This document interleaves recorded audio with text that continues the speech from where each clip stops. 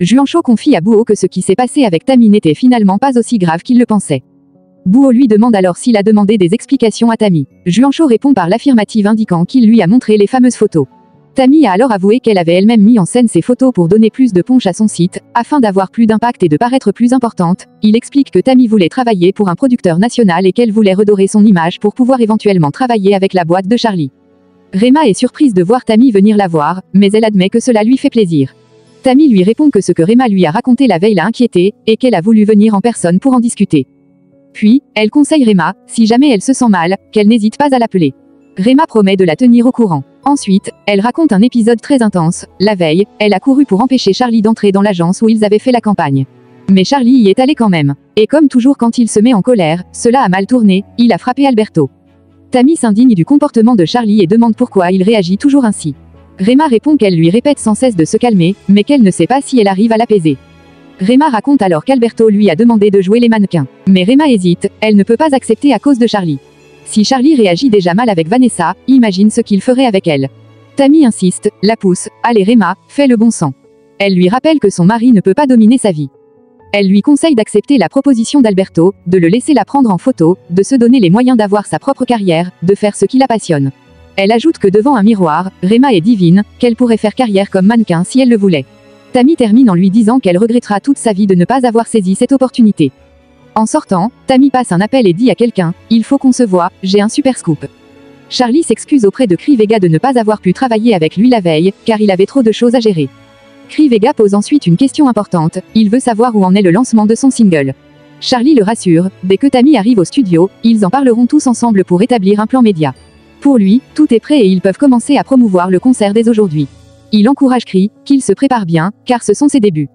Buo donne son avis sur la musique d'Eric. Il demande à Juancho s'il veut la vérité, et ce dernier le presse de parler franchement. Buo lui dit alors qu'il trouve que c'est de la bombe. Il adore la production, le mix, et le produit dans son ensemble qu'il juge excellent. Mais ce qu'il aime encore plus, c'est la voix d'Eric, sa manière de chanter. Il souligne aussi la qualité des paroles. Pour lui, Eric est vraiment un jeune homme différent. Juancho lui propose alors de diffuser cette chanson en exclusivité, et même simultanément dans d'autres pays si possible, afin qu'elle se propage rapidement. Buo accepte, mais précise qu'il faut laisser la chanson grandir doucement, sans avoir l'air de forcer les choses. Juancho est d'accord avec cette stratégie, et il conclut que le morceau suivra son propre chemin. Vanessa demande à Pao s'il a encore de la substance comme celle qu'il lui a donnée la veille. Pao, ravi de son enthousiasme, lui confirme. Ensuite, il tente de la mettre en garde en lui donnant un conseil, il lui dit de faire attention car ce n'est pas quelque chose qu'on consomme tous les jours. Il précise qu'il ne dit pas cela méchamment, juste par souci pour elle. Vanessa, en retour, refuse toute leçon. Elle lui fait comprendre qu'elle reçoit déjà assez de conseils de ses parents et de sa famille, et qu'elle n'a pas besoin que Pao s'ajoute à cette liste. Pao tente de détendre l'atmosphère en lui disant que tout va bien et lui montre un nouveau produit prêt à l'usage.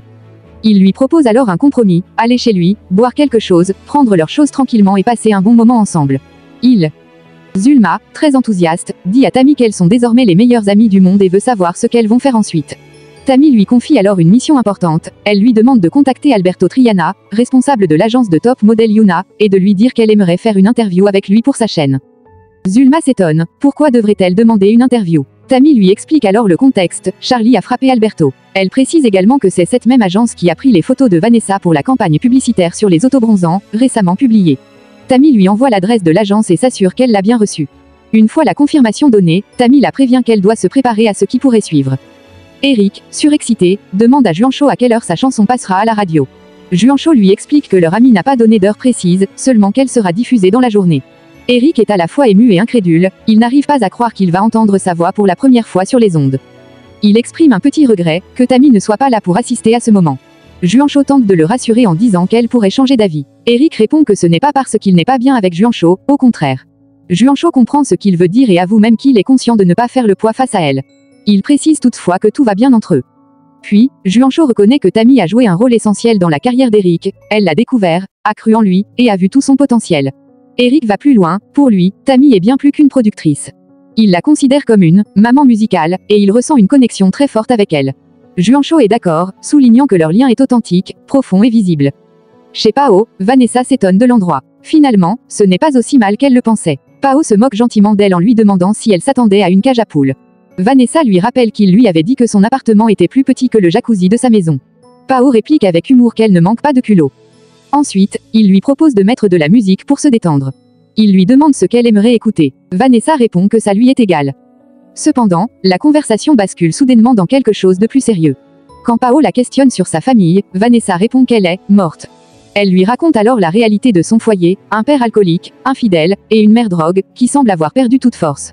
Elle confie même que son père frappe parfois sa mère. Elle conclut de manière cynique en disant qu'elle a une famille, en or.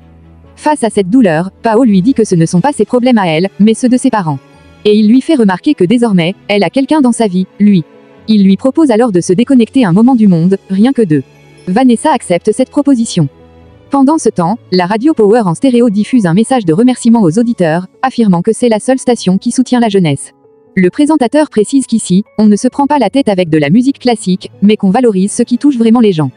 Il annonce alors la sortie d'un nouveau talent dans le reggaeton, un jeune artiste avec un son puissant, capable de rappeler la génération pionnière du genre, celle qui a osé proposer des paroles et des rythmes originaux.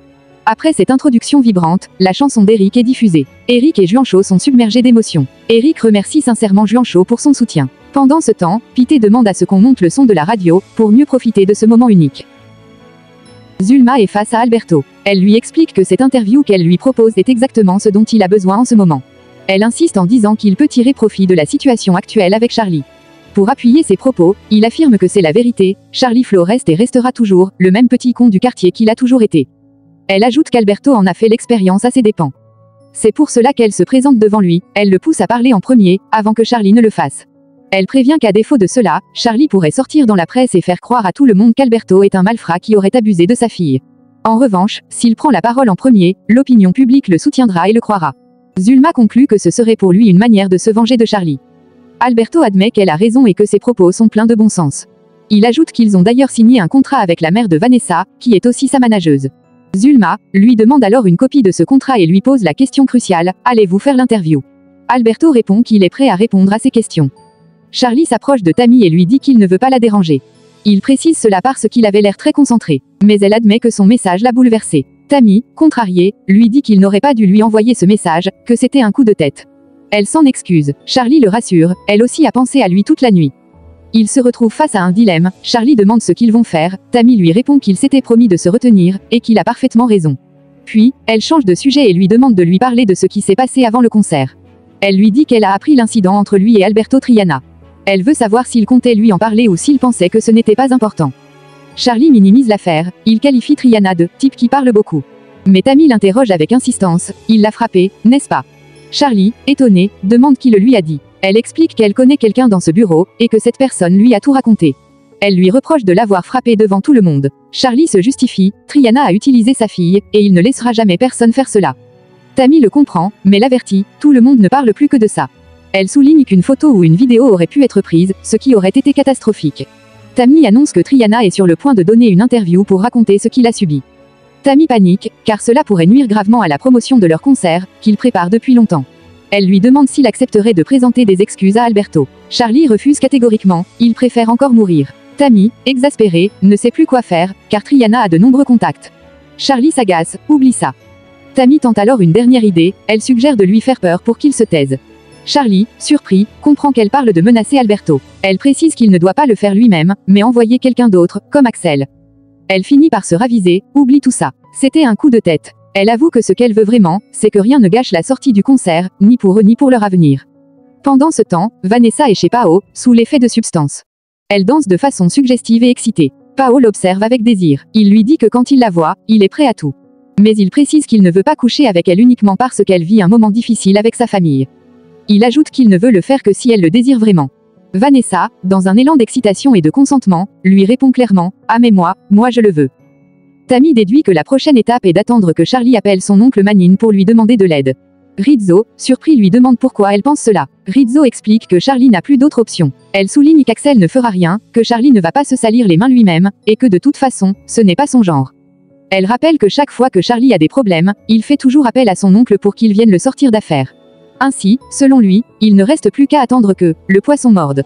Il demande à Tammy de le prévenir dès qu'elle aura des nouvelles. Charlie contacte finalement son oncle Manine. Celui-ci répond de manière ironique, c'est un vrai miracle, Charlie Flo daigne m'appeler. Charlie lui demande de ne pas être rancunier. Il s'excuse d'avoir été distant, expliquant qu'il a eu de sérieux problèmes avec sa fille. Il en profite pour demander à Charlie s'il a des nouvelles de son frère et de leur mère. Charlie répond qu'il est en train de chercher, mais que ça n'avance pas. Mana s'inquiète, il veut savoir pourquoi sa mère ne répond à aucun de ses appels. Charlie le rassure, à moitié, en lui disant qu'elle ne répond pas non plus à ses appels à lui. Charlie révèle qu'Eric passe du temps avec Vanessa et qu'il a chargé cette dernière de lui transmettre des infos. Ensuite, Charlie change de ton, il propose de parler d'autre chose et demande un service à Manine. Ce dernier, un peu cynique, lui reproche de ne l'appeler que lorsqu'il a besoin de quelque chose. Charlie insiste, disant qu'il a eu de gros ennuis récemment et qu'il a besoin d'aide, notamment pour le concert qu'il prépare. Il lui explique qu'un petit con tente de se faire mousser à ses dépens, et qu'il veut simplement lui faire peur. Manine accepte de l'aider, mais pose une condition, il veut de l'argent en liquide. Charlie avoue qu'il n'a pas beaucoup d'argent en ce moment, qu'il est peu solvable. Manine est ferme, il lui dit qu'il veut une part sur une belle opération qui doit se faire à Cuba, sinon il devra se débrouiller tout seul. Charlie cède et lui donne le nom de sa cible, Alberto. Tammy demande à Charlie ce qu'il en est de l'affaire Triana. Charlie répond avec assurance, ça y est, ça s'est arrangé. T'en fais pas, je vais lui foutre la peur de sa vie à ce foutu connard. Il ajoute qu'il va recevoir une raclée monumentale pour qu'il apprenne à le respecter. Tammy, complice, acquiesce. Il lui promet de tout faire pour que son album soit un succès. Une fois sorti, Tammy appelle Rizzo. Elle lui dit, oui, allez-y. Commencez l'opération concernant Triana. Elle lui annonce que Charlie a confirmé que des hommes allaient rendre une petite visite à Alberto, des hommes de l'entourage de Manine. Elle lui ordonne alors de se tenir prêt. Manine donne des instructions précises à l'un de ses hommes de main. Il lui dit qu'il a besoin qu'il s'occupe d'un certain Triana. L'homme lui demande s'il doit simplement lui faire peur, et ce qu'il doit exactement lui faire. Manine répond fermement, il veut que Triana ait la trouille de sa vie, qu'il soit tellement terrifié qu'il pisse littéralement dans son froc, afin qu'il comprenne qu'il y a certaines personnes à qui on ne touche pas. Il lui remet un portable contenant toutes les informations sur la cible, ainsi qu'une photo qu'il a reçue de son neveu. L'homme acquiesce, promettant que Triana ne saura même pas ce qui lui est arrivé. Avant qu'il ne parte, Manine ajoute une dernière consigne, une mission personnelle cette fois. Il lui ordonne aussi de retrouver sa femme, peu importe le nombre de pierres qu'il faudra retourner. L'homme confirme qu'il a bien compris. La mission peut donc commencer. Tammy est au téléphone avec Juancho lorsque Charlie arrive. Il lui demande à qui elle parlait au téléphone, insinuant que ce n'était pas pour le travail. Tammy lui répond que c'était juste une amie. Charlie, méfiant, insiste, il ne l'a jamais vue avec des amis, il ne connaît personne de son entourage. Tammy lui répond calmement que c'est mieux ainsi, qu'elle préfère garder un peu de mystère.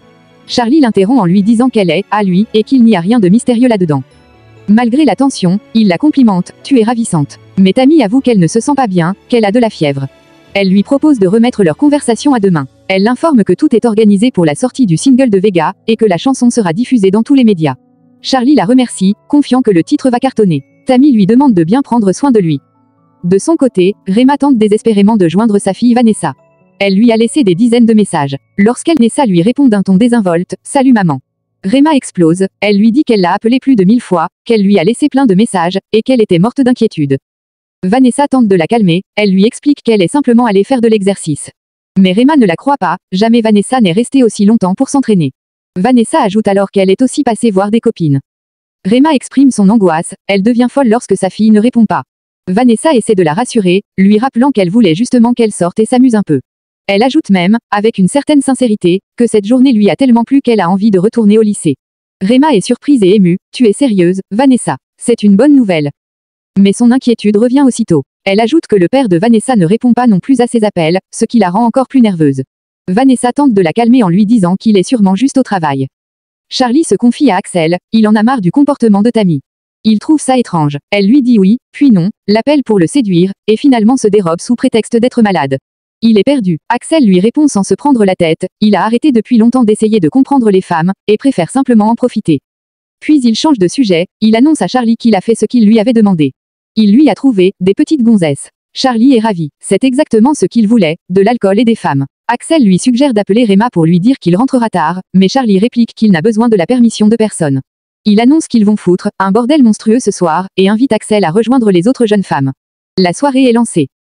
De son côté, Juancho retrouve Catalina, un peu nerveux. Il pensait qu'elle ne voudrait plus lui parler. Kata, fâchée mais apaisée, dit que c'est passé. Elle lui demande s'il veut qu'elle le pardonne, ce à quoi il répond que certaines choses sont pardonnables, d'autres non.